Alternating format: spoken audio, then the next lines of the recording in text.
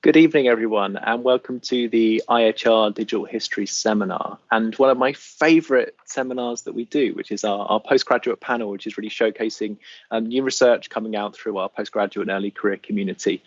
Tonight we have three really wonderful, diverse, very different papers from three doctoral students from the University of Kent, University of Bristol and University of Amsterdam.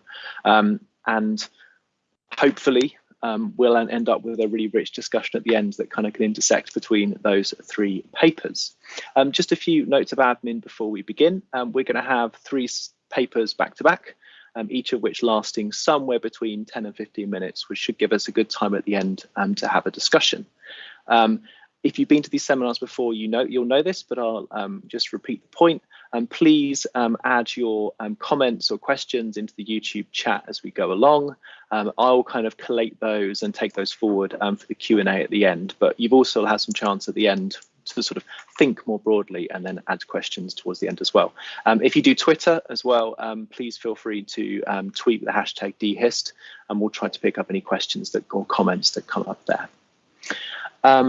Without doing any more admin then, I think we'll proceed to the first of our papers, which is from Megan Kelleher from the University of Kent, who is a doctoral student working on the Commonwealth War Graves Commission's eFiles, which I first saw as electronic, but I'm told is Enquiries files, and work on the impact of those. And I will hand over then to Megan.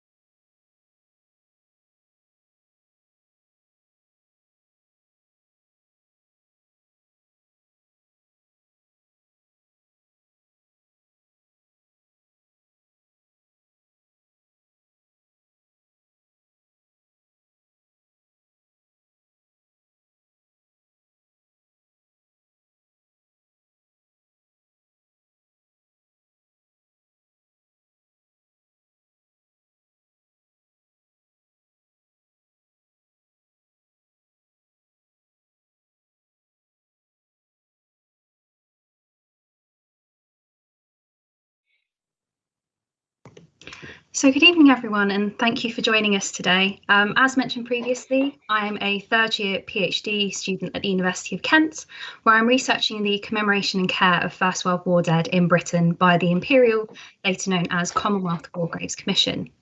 In this paper, I'll be talking you through just one element of the Commission's archives, which is their inquiries or eFiles.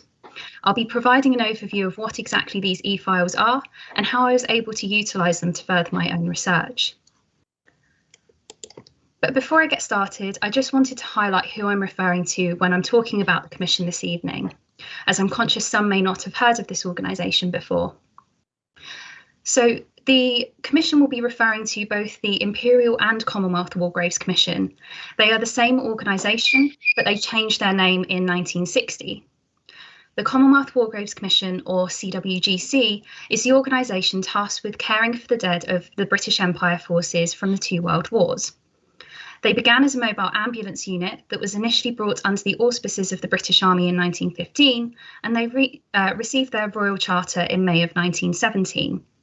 Today, they commemorate over 1.7 million service personnel who died during the two world wars while serving with the British Empire forces, and their work has a global reach.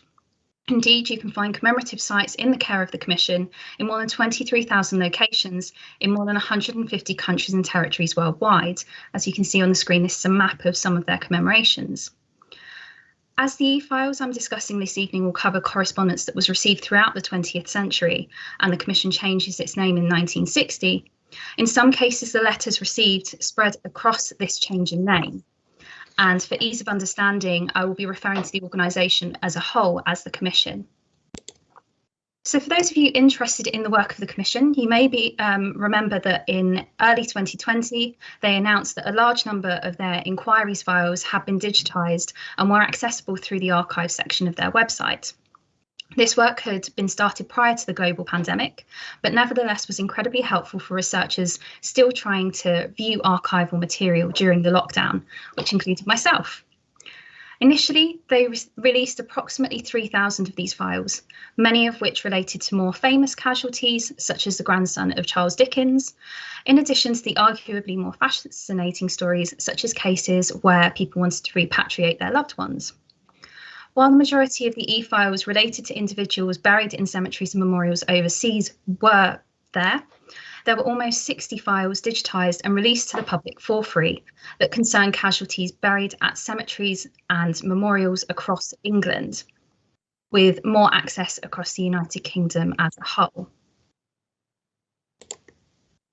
And to go back to the slide previously, for context, again, I wanted to highlight that scope of the Commission's work. So, although the Commission commemorates over 1.7 million casualties of the British Empire from the two world wars, it is not necessarily well known that the second highest number of commemorations that are cared for by the Commission can be found in the United Kingdom. Here, there are over 300,000 casualties commemorated at over 12,000 locations. However, unlike the cemeteries and memorials found along the former battlefields that dominate the popular memories of the two world wars, the majority of the sites found in Britain can contain just a single war grave. Many of these individuals were laid to rest by their families, having usually died in Britain and then been brought back to their local cemetery or churchyard by their loved ones. This distinction is important to note when looking at the Enquiries files through the context within which they were written. Unlike those writing to the Commission to discuss the commemoration and maintenance of the sites of memory for casualties overseas, the families in Britain were more likely to visit the gravesites of their relatives, and they usually saw these locations more often than perhaps those who needed to finance an overseas trip in order to pay their respects at the final resting place of their loved ones. Furthermore, and again, as mentioned previously, many families whose war dead were buried in the UK had had more of an active role in the funerals of the casualty, including how to best commemorate them. And so this provided them with greater autonomy over their commemoration. Indeed, a large proportion of war dead buried in England were placed in pre-existing family plots, and thus individuals from the extended family would be buried in the grave both before and after a casualty had been interred. And it should be noted that the Commission did not initially plan on caring for the graves found in the United Kingdom, as they were aware of the family's more active involvement in commemoration here. It was only in the 1920s and the latter half of the 1910s that the Commission formally took on this task, and it was partially due to the Dominion governments expressing their concern over the permanent care of their war dead after their troops had been demobilised, especially with the families living hundreds of thousands of miles away, or thousands rather. On the other hand, families often held the rights of ownership over the grave, which further challenged how far the Commission could successfully undertake their work. So now that I've explained a little bit about what precisely these eFiles are and have provided some information about those, how those relating to casualties buried in the United Kingdom differ to those buried overseas, I'm now going to provide a brief overview of some information that can be found in these records. In my view, these records have been fundamental to my own research, as they clearly show the ways in which the families and the broader public interacted with the Commission. Based on the records that I've looked at, I would say that these files generally fall into three categories: inquiries about maintenance changes, inquiries about private memorials, and what I call unique situations. And in order to illustrate these types, I'll be using one casualty story to represent each category. Maintenance is one of the backbones of the work of the Commission, especially as this is a task that they are expected to do in perpetuity according to their charter. Families who owned the grave rights of a casualty's grave may not have necessarily considered maintaining a grave in perpetuity, as this was something not usually expected at the time in the Western world. Thus, families may leave a grave to fall into disrepair, or particularly become concerned when they saw a war grave that did not appear to be maintained. And one example of this comes in the form of a letter from the widow of Sadler Atherton of the Royal Field Artillery. In 1956, she wrote to the Commission to express her concern that she could not find her late husband's grave on a recent visit to a site in Fakenham, which is in Norfolk. She found that a wooden cross, which was possibly a temporary grave marker installed by the Commission, or a marker chosen by her to highlight the grave of her late husband, had been removed, and the curb around the edge of the plot was covered with long grass and stubble. The Commission investigated this and found that the grave was privately marked and had not been included in the maintenance agreement that they had with the cemetery authorities. So they revised this agreement so that they could care for the grave. They then advised Mrs. Atherton that the grave did not appear to be appropriately marked. As they were not responsible for the future maintenance of the curb, they offered to install a standard Commission headstone into the plot. As part of this, Mrs. Atherton was able to choose a personal inscription to be placed on the headstone. And although it's unclear whether Mrs. Atherton signed over the rights of the grave to the Commission, she did agree to the installation of that Commission headstone and chose the inscription for her husband, quietly remembered with thoughts sincere. This shows how the Commission were able to adapt to the needs of the family, whilst also largely adhering to the policies that dictated their work. And while we have discussions of private memorials in Sadler Atherton's story, we often find specific examples where a family would like to install a private memorial, or they would like the Commission to place one of their headstones in the plot sometime later. And an example of this case can be found with Gunnar Collier, who was buried at Bradford Thornton Cemetery in Yorkshire. In 1956, a local sculptor wrote to the Commission to inform them that the Collier family plot was now full, and that the family wished to remove the Commission headstone that had previously been placed there. In addition to the letter, and as you can see in the image on the right, a drawing of the proposed new design was provided, and this sketch appears to imply that the family didn't wish to completely remove the Commission headstone, but rather lay it recumbent at the centre of the family plot, with the new family headstone and curb being placed around it. In their reply to the stonemason, the Commission made it clear that they did not give consent for the Commission headstone being laid flat on the grave, but they also did not object to the stone being removed entirely on the understanding that his name was included on the family memorial. Consequently, the file held in the Commission's archive notes that the proposed family commemoration was erected, and as per the instructions of the Commission, the original Commission headstone was destroyed. And I'm moving on to unique situations, which are among my favourite stories to tell to people when I'm giving talks, as I find it fascinating to read how adaptable the Commission were, particularly in the UK with their policies being challenged. And the story I'd like to round this paper off with is that of Gunnar Buckley of the Royal Garrison Artillery, who was found to be recorded as being buried in two places, at Hallowell St Peter's Churchyard in Lancashire, and then at Shoeburyness St Andrew's Churchyard Extension in Essex. Using their knowledge of where the next of kin were located, the Commission deduced that the likelihood was that the grave in Lancashire was the one where Gunnar Buckley's remains could be found. However, this case became even more complex when the Commission tried to remove the headstone in Essex, as the sexton of the churchyard objected, stating that he had carried out the burial himself and he was certain that the remains had not been disturbed. Consequently, the Commission internally summarised the situation with three possible explanations. So option one was that another soldier was buried under the wrong name in Essex. Potential option two was that Gunnar Buckley had been buried there originally, but then had been exhumed and moved to Lancashire at the family's request. And then option three was that Gunnar Buckley's remains were still in Essex and that his widow was mistaken. And there was no easy way to answer this query without disturbing at least one set of remains, which went against the policies of the Commission, which they still uphold today.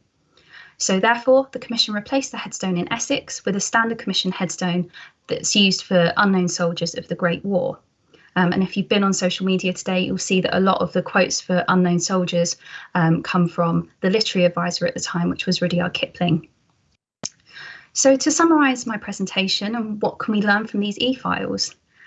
For me, I've learned that the situations found across England were arguably more complex than those found relating to casualties overseas, or they were certainly unique.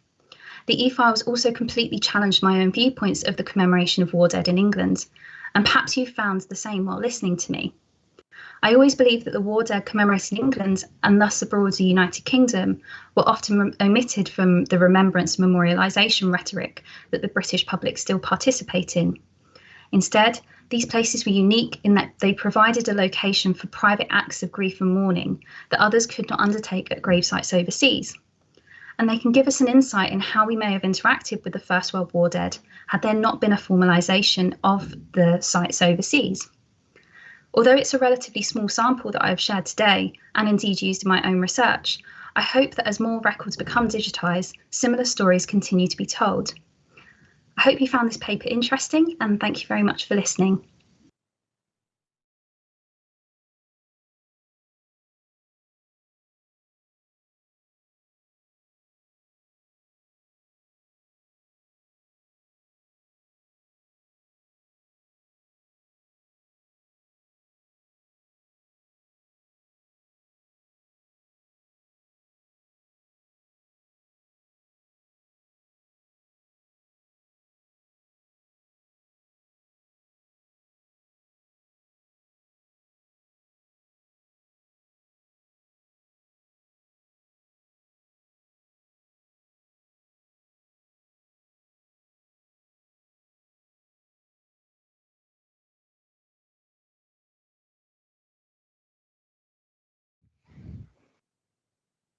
Okay, thanks so much to Megan for kicking us off. I'm now going to move to Alice Kinghorn from the University of Bristol.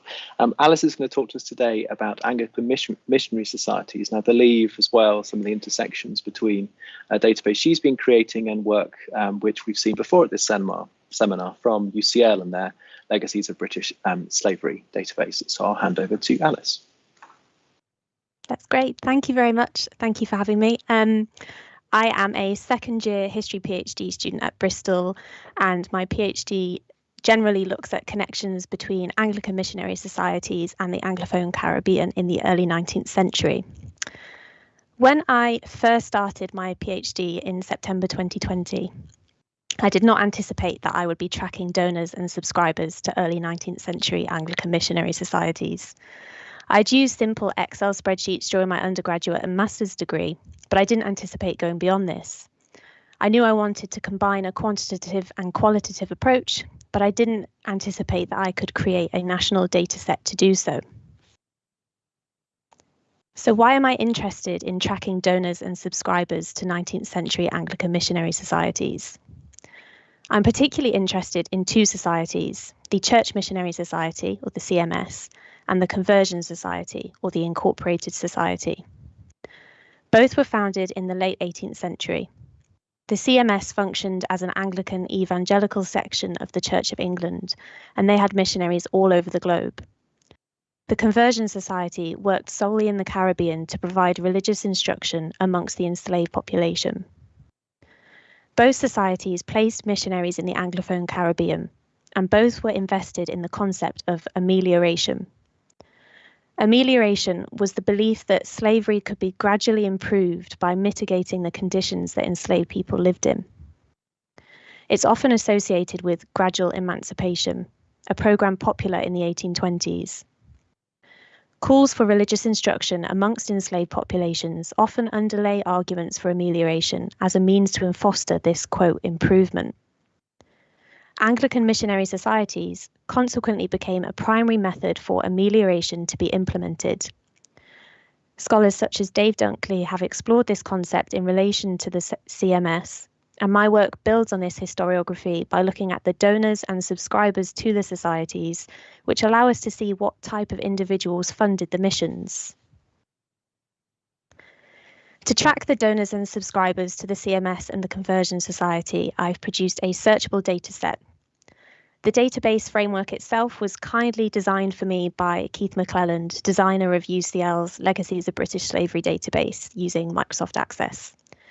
The relational database has allowed me to enter all of the donors and subscribers to the CMS and the Conversion Society in the early 19th century. This information is primarily found in the annual registers produced by each society and in subscription lists attached to sermons given by society members. On screen is an image of what these documents typically look like.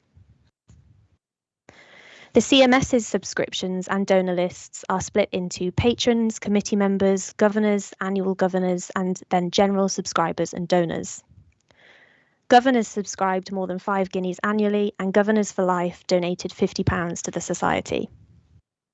The general subscribers and donors to the CMS were organised by location.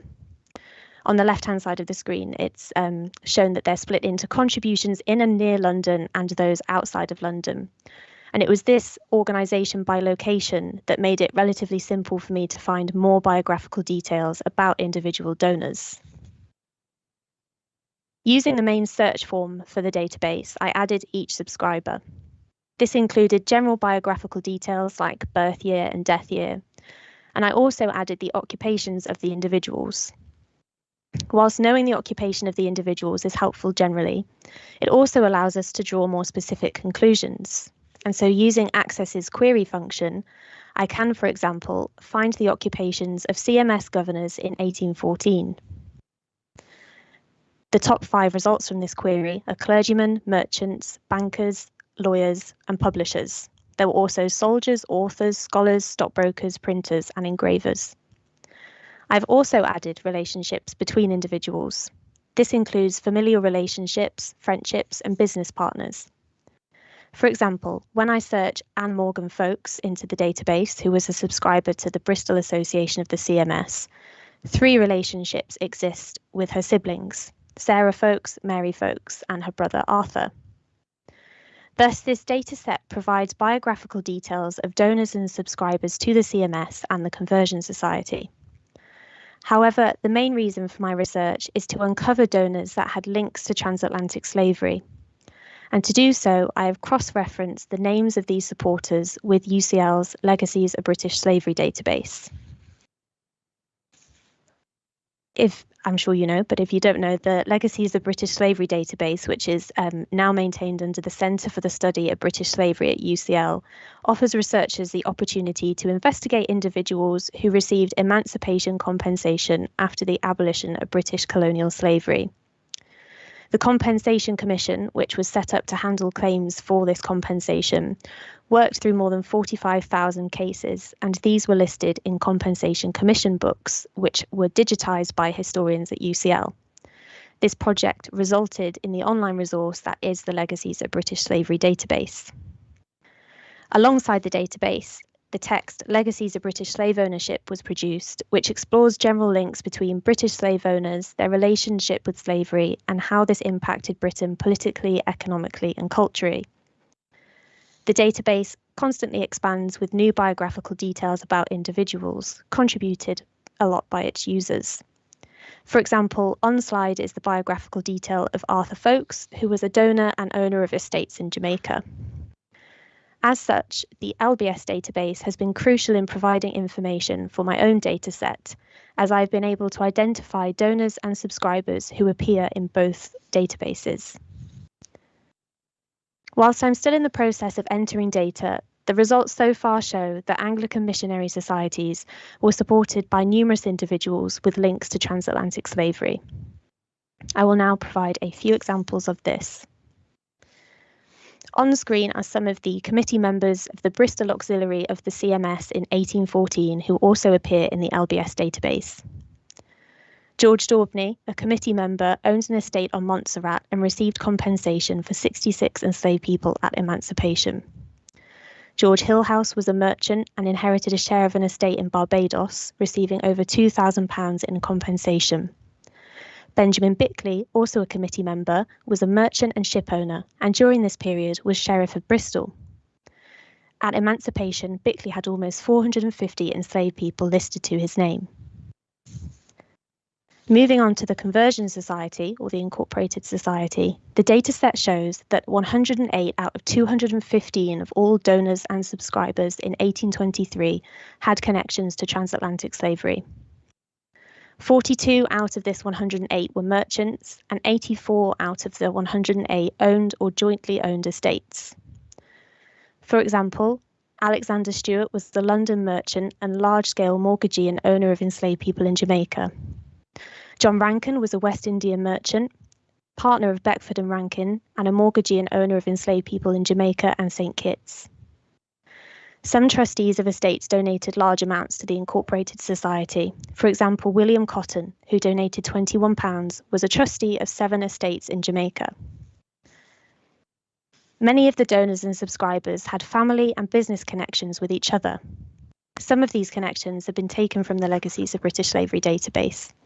For example, Nathaniel Winter was a West Indian merchant and partner with John Innes, who both donated.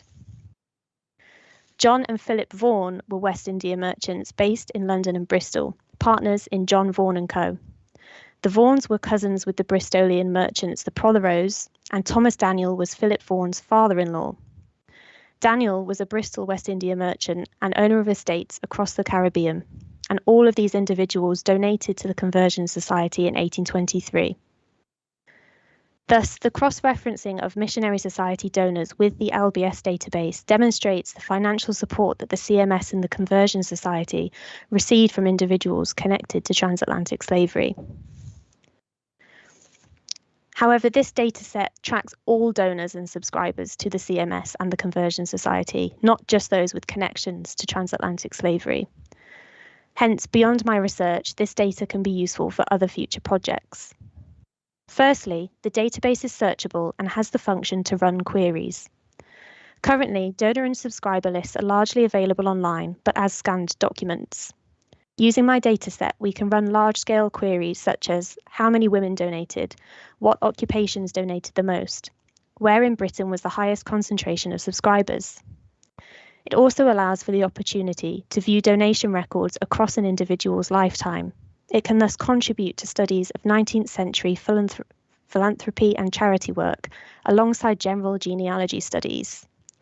The relational aspect of my database can track the families and business connections of individuals over time. The database combines a quantitative and qualitative approach similar to the LBS database and similar to other databases such as enslaved.org, which created an online tool that combines archival documents with quantitative surveys. And I hope to draw on this theory and methodology for my own work. Overall then, tracking donors and subscribers to Anglican missionary societies has resulted in a searchable database that is relational and prosopographical. It's utilised UCL's Legacies, a British slavery database to supplement the entries alongside further biographical research. Beyond my PhD research, I hope that the searchable digitisation of donation records to these societies will prove useful for future projects. Thank you all for listening.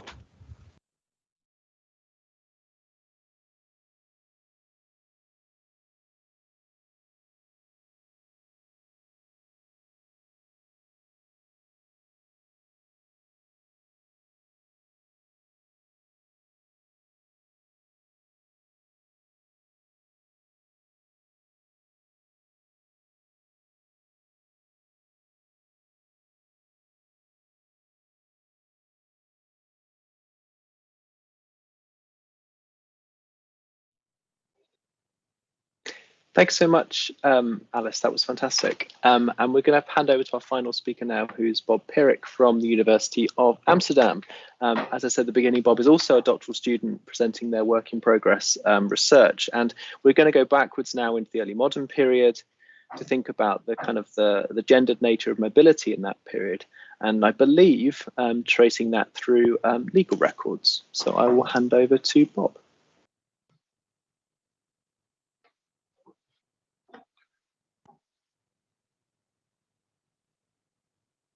All right. Thank you, everyone, for having me and listening to me. We're indeed going back a bit more in time into my PhD research. I have to say that I pitch this very much more as a work in progress, but in a way, it's also a finished work that I will be defending pretty soon. But that doesn't it actually makes it even more exciting for me to share it with everyone and to show you some of the work for my PhD that I've been doing, and especially the digital methods that has led me to be able to write this.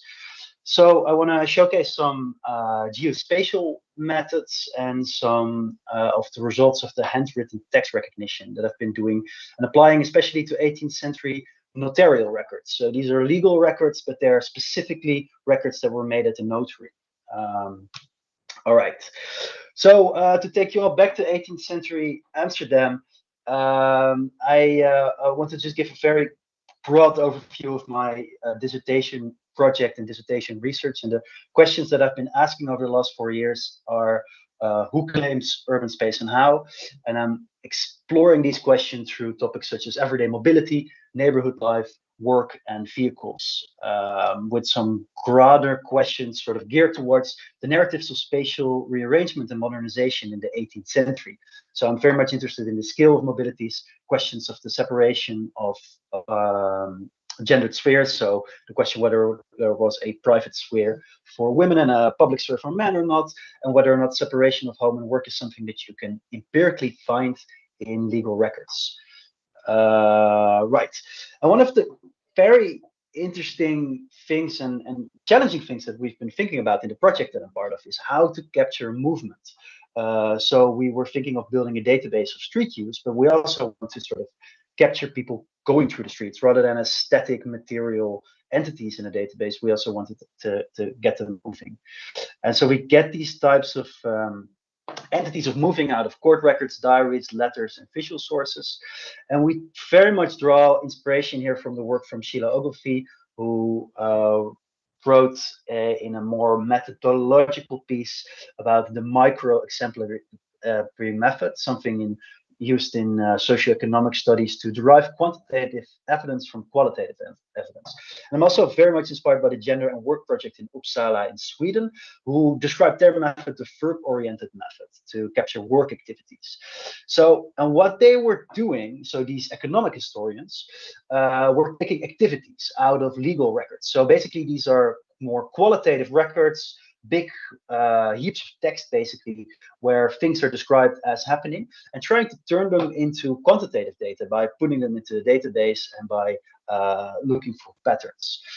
Interestingly, at the same time, you really see that cultural historians and ethnographers have been describing a methodology called praxeography, and they're also very much starting to be, or what they already were, but very much methodologically pinning down how they were interested in practices, routines, and techniques. Yeah, so the implications for research on urban space and mobility has very much been that we try to break away from space as something very static and more as something constituted in practices, and still trying to find ways to sort of empirically observe those. So how does that practically work when you turn to 18th century Amsterdam? Well, the method that I've been using for that, I've been calling it a snapshot method, also borrowing that from Sheila Ogilvie, where I try to capture events, persons, and locations in an SQL database. Let me go to the database first to show it's a simple interface where I can enter data that comes from notarial documents, and I can add events, I can add them at times. And then relationally link persons and locations to it. And you can tag all types of events, and you can basically add different labels on the go as well, and then put them on the map specifically.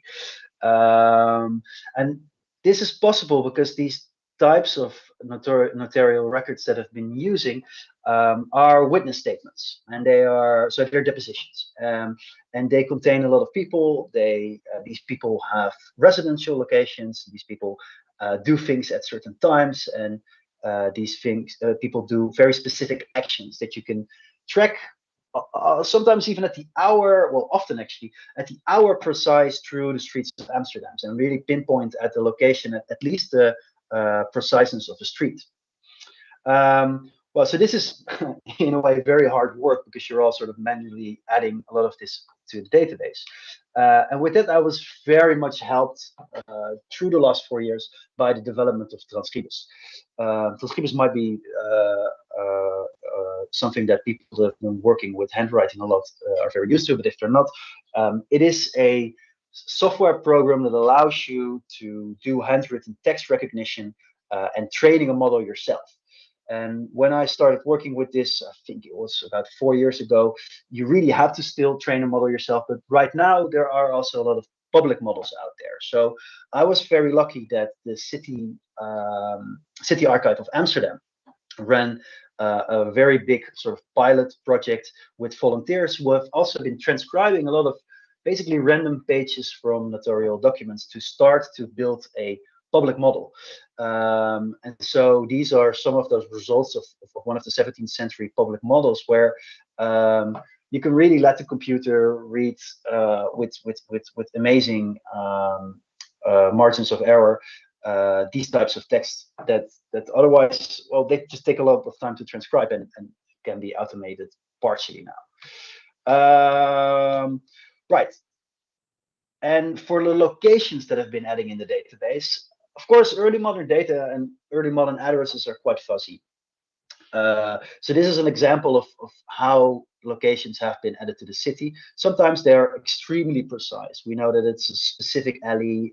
We even might know that it's a specific house. But because they are so large, they're also quite grabbing the attention here. You really also see that sometimes it's quite vague. It's like the harbor, the Eastern Harbor, or it's like this specific district.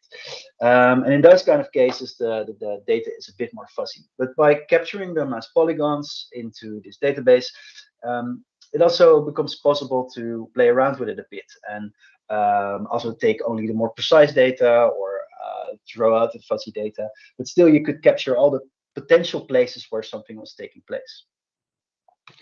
Right. Adding the fact that time accuracy was quite high in already from 17th century in 17th century Amsterdam, this allows me to do some pretty fun data analysis. So one of the things that I've been making, this is quite a fuzzy map, but it visualizes the paths of people through the city. And we've been doing this by taking the location where people live and adding the location where people are found in the city. So, for example, someone lives in the western part of the city, but might be turning up as a witness in a case that happens somewhere in the city center. Then his path, the nearest path through the city, would be like this. But as you can see in the cityscape of Amsterdam, it really makes sense to just do it to really follow the street pattern of Amsterdam and not just do it as the crow flies, because it's such a how do you say it? Well, difficult street pattern. It really matters a lot where in Amsterdam you're found and in which specific streets. And the results are very interesting because it's part of the research project is asked to see if these practices of mobility of people were gendered, and we found that they were. So in the first place, a very basically easy query is with this data is the percentage of men and women found away from their homes in these are different years from depositions. And so what we really found that men were generally just found away from their homes much more often than women were found in or near their home very often. But because of the times that I mentioned, you can also calculate the average distance, and you can see how men were on average much more mobile, but how their mobility during the day was also very diverse. And you see that especially around the late evening, when the gate clock rings and the gates start closing, men's mobility really drastically goes down, only to go up again in the late night, which was a much more specialized mobility of rattle guards, people patrolling the streets. As you can see in this graph of the number of observations, where you see that in the late evening, it's only much lower amount of observations causing for this high mobility that you see in this graph. Right, so some of these results that we've been finding is that men structurally had a high mobility, although the effect becomes less if women were found at home are excluded. So you really see a minority of quite highly mobile women. You also see something I haven't included in the table right now, but that is very interesting and notable finding, is that married women had a higher mobility than unmarried and widowed women. And most interestingly and most fascinatingly, that we can do this with 18th century data, I think, is that the time during the day was an important factor, and you really see the closing of city gates. You can really find it back in the data. Right. Another thing you can do with these type of data, of course, because it's quite precise, is to check different districts against each other. And so what I've done here is to take one of the western, oh, actually it's eastern because the map is inverted. No, yeah, so it's western, my bad. Neighborhoods of Amsterdam, the Jordaan, and see how the mobility of the people in these neighborhoods was across the city, and really see and ask this question: were people using the whole of the city? Is it really a grand metropolis where people feel part of the whole city, or are we talking about a city that actually consists out of different villages? And what was one of the very interesting finds is that the Jordaan, which is a very classically seen as a working class neighborhood, quite separate from the city, was actually quite connected to the city. While the Jewish quarter of Amsterdam was much less integrated into the rest of the city, which is also quite a finding you would expect, because a lot of the mainly Jewish occupants of this district, of course, had a lot of their institutions, religious institutions, but also markets right there in the quarter. So it really shows that that you can find these types of data and find quite some differences through the city through these types of analysis. Right, then I had some more about vehicle traffic, which I will only briefly show. Let's call it the teaser for my dissertation, because then I'll round off, because I think I'm over my time already. Thank you.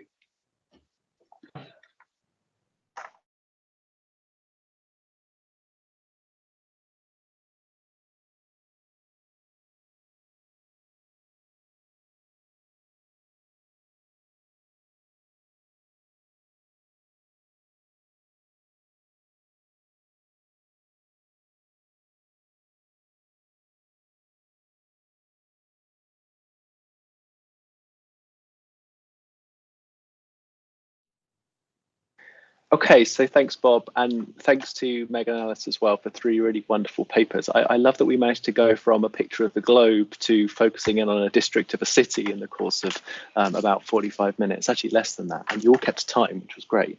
And we saw a range of papers here, from papers that kind of zoomed us out from counts to particular stories, to papers that followed people and their behaviours through the archives and tied them together in data, and work that kind of tried to see these people moving through the streets and moving through the record and create a kind of a sort of an aggregate impression of how kind of behaviour happened in the city space. So I think that was a really fascinating set of papers. As ever with these things, as a chair, I tend to prepare a question or two just to kind of get us going. But in this case, I don't think I need to, because looking at the YouTube chat, I think I can go diving straight into the questions that have been asked there. They are quite specific, most of them to individual papers, so I hope you don't mind that. But I'll go straight into one of the questions for Megan first. It seems you spoke first, which is from Milan, who asks, says thank you very, very much, and says, can you elaborate on how you retrieved and selected the types of records that you showed us? Are there structured indexes or metadata available for this? Are there free text searches, or are you just sort of wading through digitized materials to try and find these kind of stories that you teased out? Thank you for that question. It's a really interesting one, because I think, like I say, the Commission Archives has a wealth of information that a lot of people don't necessarily look at.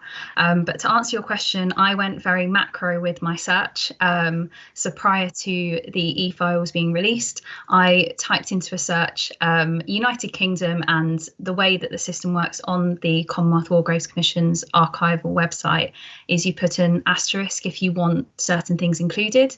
So I wanted scanned documents rather than ones that I'd have to go to the archives to view. When the eFiles were released, I followed a similar policy of clicking through their general website where they connected to the eFiles section, which was filtered down, but there was a direct link, so that saved me some time. And again, just looking through those files one by one, which did take some time, but it was really helpful to see those connections and go through whether or not only were they in Britain, but also were they in England specifically, because slightly outside of my scope of my PhD is that places like Scotland and Wales have very different policies of commemoration. Fantastic. Thank you. I'm now going to turn to a question for Alice. A quick one, actually, to start with, from Phil Winterbottom, which is this database something that's likely to be made available to researchers in the future, or is that still up in the air at this stage? Well, obviously, I hope you've so. got your doctoral research to complete first. Exactly. So I've got at least a year and a half to go. But the plan is that it will be, which is why it's all done on Access, so that it's quite easy to turn into kind of like a searchable website. But yes, that is the plan. And then a question from Bob Shoemaker, which more relates to the kind of historical research that you're doing, which is, why do you think so many donors contributed to these societies? I think partly it was the general climate of what David Lambert and Alan Lester have called colonial philanthropy, where because individuals had material connections to the Caribbean, it meant that they felt obliged to donate to these societies. I think particularly in the case of the Conversion Society, because its main function was to provide religious instruction for enslaved populations, people who had material and physical and financial links to the Caribbean and to their estates had a vested interest in having a stake in those societies. It meant that they had some sort of control over what kind of religious instruction was going to be offered or imposed on enslaved populations. And so that's kind of what my whole PhD is looking at. The starting point being the fact that there were so many donors and subscribers that had links to transatlantic slavery. Thank you. And I guess as a result of that, you means you've got such a rich database to construct. So that's really good in a way. Bob, I'm going to turn to a question to you from one of our fellow conveners, Justin Coulson, who asks, would like to know more about how you handled the diversity of precision and vague spatial descriptions with your database structure and maps. He asks whether you link them to centroids or polygons. But I guess the meat of the question here is, like, how do you handle vagueness? And because early modernity, I guess, is a lot about I live towards the end of the street rather than I live at a particular number. Because I guess actually, when was street numbering introduced in Amsterdam anyway? Well, numbering of houses. So those have turned into two questions, because so there is a text record in the 18th century that you can link to individual plots, but it's because you can follow basically follow the text instructor and see how it works, and a lot of the cadastral system is still in place pretty much, but actual numbers that were used as we now know numbers is 19th century, so we're still far away from that.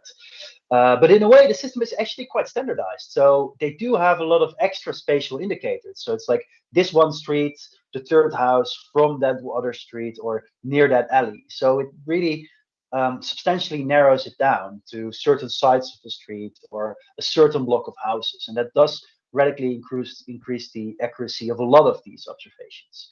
And then the first question is kind of partially answered with that, but also by basically taking centroid polygons and throwing out the ones that are really a whole neighborhood in that case.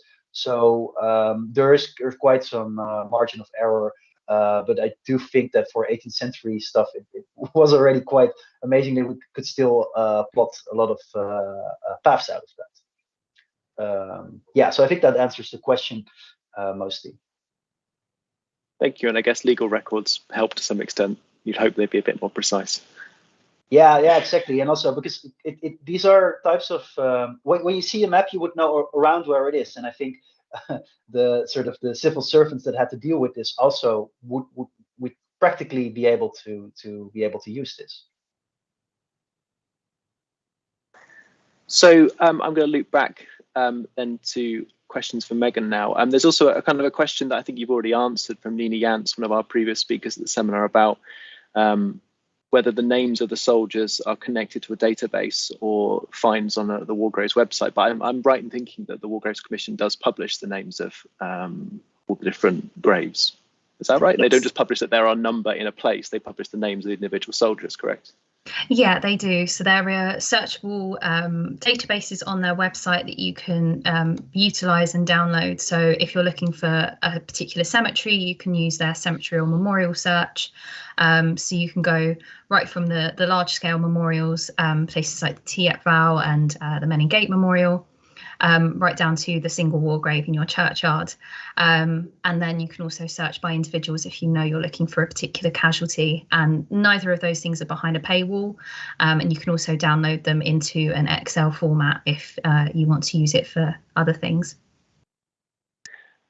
Thank you. And I'll just then turn to another question, which was from our fellow convener, Melody, which is about really the use of these records that you've been looking at. How are they being used thus far by historians? Have they been used much, or is this a record set that you're kind of really delving into and systematically looking across, sort of, not sort of for the first time, but what is the kind of use of these digitized records from your understanding? From my understanding, I think this is the first time that they've been publicly made available on this scale. I'm sure that some historians have looked at casualty-specific data sets when they are looking for particular cases, and that's generally around, again, more famous casualties, so potentially flying aces and that sort of thing.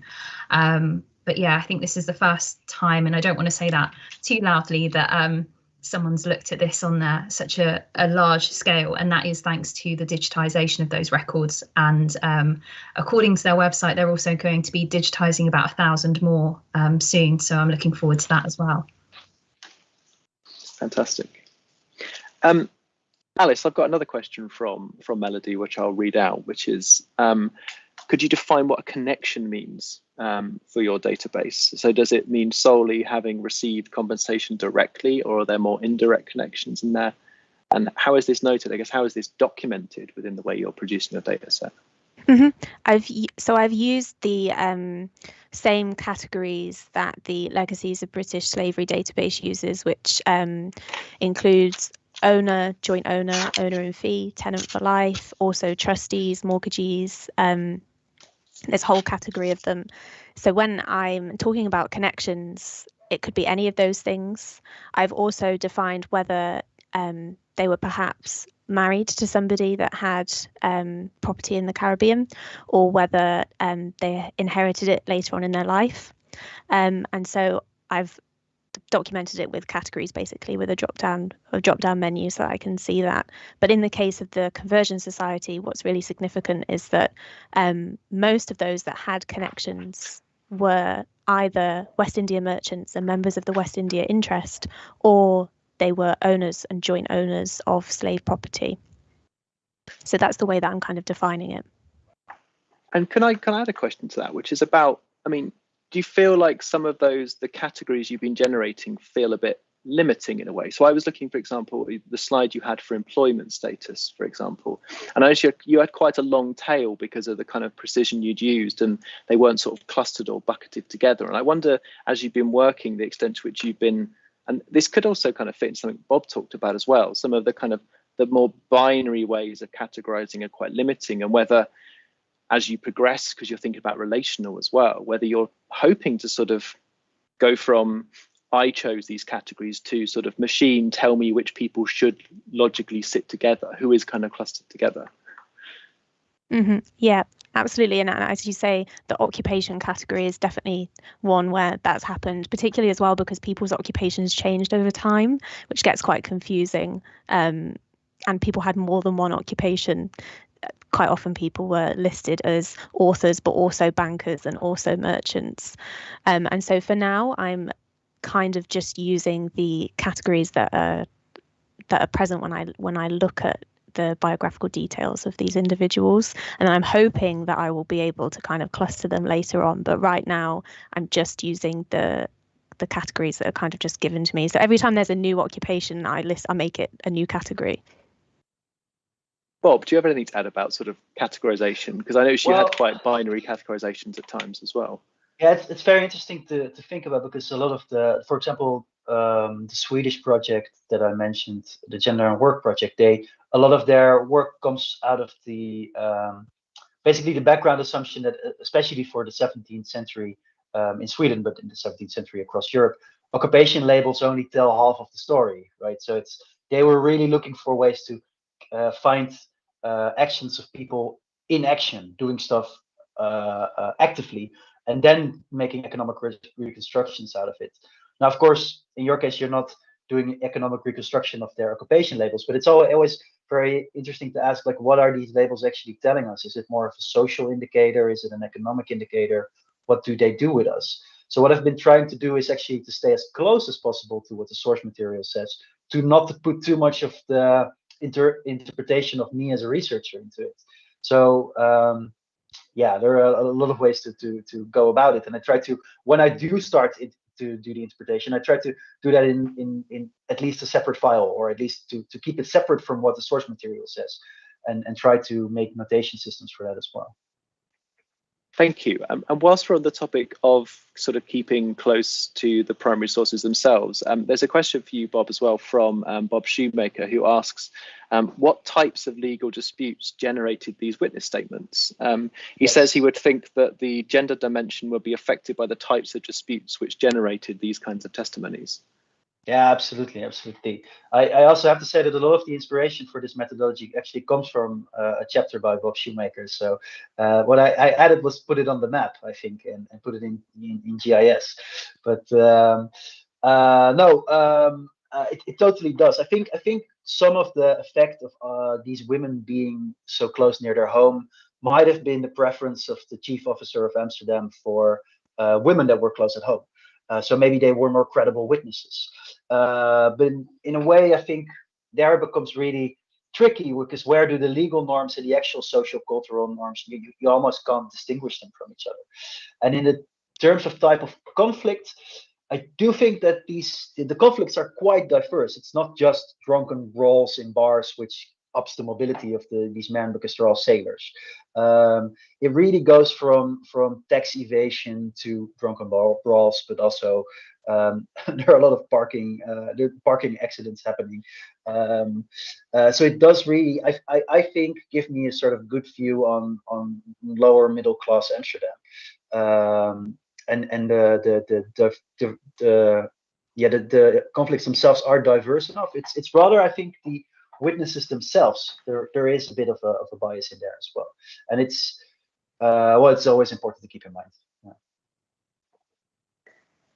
Thank you. And I'm zooming back through the questions in the chat now, and the most obviously connected one is another question from Bob, but this time to Alice, which is about thinking about, here we've been thinking about sort of, knowing our primary sources, I guess, and taking our stuff into the data out of that. Bob asks, how do you cope with the crowdsourced database for biographical details, which is uneven and continually developing? And I guess you have less of a handle on where that information is coming from compared to directly extracting it yourselves. Mm-hmm. Yeah, absolutely. So the main ways that I've been looking at it so far is either using the biographical details that are on the LBS database, and then also just relying on things like the Oxford Dictionary for National Biography, although a lot of the times in ODNB, links with transatlantic slavery are not often in there. And so it's it's a tricky one, kind of thinking about where those sources have come from. Luckily, so far, the only things that I'm kind of looking for are occupations, birth and death, years, and so I suppose kind of more objective in that way, but it is difficult, especially with the scale that I'm working at. There were thousands of subscribers to the Church Missionary Society. Lots of them were called John Smith, which is very difficult, which is why the fact that the CMS sorted their donors into locations and chapels is quite useful. So that's another way that I suppose that I'm dealing with that issue, is that there can only be so many John Smiths who attended a certain chapel in a certain borough of London, and hopefully I can find the right one.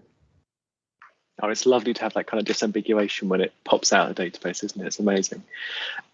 Okay, so I'm just going to remind our audience that we have a little bit of time left for questions. There are a couple more I'm going to come to in the chat for a bit of rapid fire in a minute. But if you have any final questions, please do ask. Before we go to kind of more rapid fire ones, I just got another question for Megan, actually, which I was interested in, which is this unique situations category you created. I mean, is there a temptation to put everything in unique situations, given the richness of these stories? How do you kind of, because I think we've been talking quite a bit about categorization, how do you kind of sort of stop yourself either proliferating categories or sort of putting everything in that bucket? I think that's one of the toughest questions that I've had to ask myself when I am putting these together, and particularly as I mentioned in the paper, some of the categories do overlap quite a lot in terms of how people alternatively commemorate and then change their minds. But the way I've sort of looked at unique situations is primarily focused on things that fall completely outside of those categories, which is generally to do with maintenance and finding graves and that sort of thing. So at the moment, there are two key examples I generally use for unique situations. One was the exhumation and repatriation of someone after the ban that was put in place in January of 1915. And then this particular case, which I love talking about to people because it always kind of gets a reaction from the audience to sort of play that detective role of where could it be and how that comes together. But yeah, it is a very broad scope of almost a miscellaneous pile, but nevertheless important. And like you say, all of these are unique situations. I just kind of had to be a bit stronger with some of the categorization I've done. Fab. Okay, so we're coming towards the end now. I think we have two final questions for Bob, one for Alice and one for all of you. So I'll take relatively quick responses to the individual questions, then you have a bit more time on the question for all of you. So there's a question, Bob, from Milan about your use of Transcribus and just about your experiences of combining the public models with the existing models. So how do you, combining them as a new HDR model, how did you find that? Right, yeah, I think that worked quite well for me, but that was also because the public model partly was trained on my own data. So some of my data was in the public model, and I started putting even more stuff in there. So for me, that was, I think, very great. In a way, the biggest backlash rather was that they went to a subscription model that you had to start paying. When I started working with Transcribus, it was all free still, and I could play around all the time. And now I still have to get some funding for that. Yeah.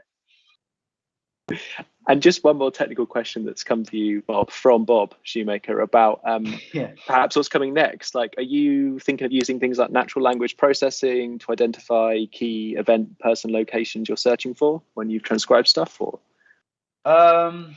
yeah, I've been thinking about giving some of my job to the computer, but it's not my expertise, so I need to talk to the lab that was sustaining me back then. But actually, I'm moving into a new project on water use, for which I'm using some actual crowdsourcing from just retired volunteers. So it's still a lot of manual labor, but there's a certain crowd behind me now. Fab.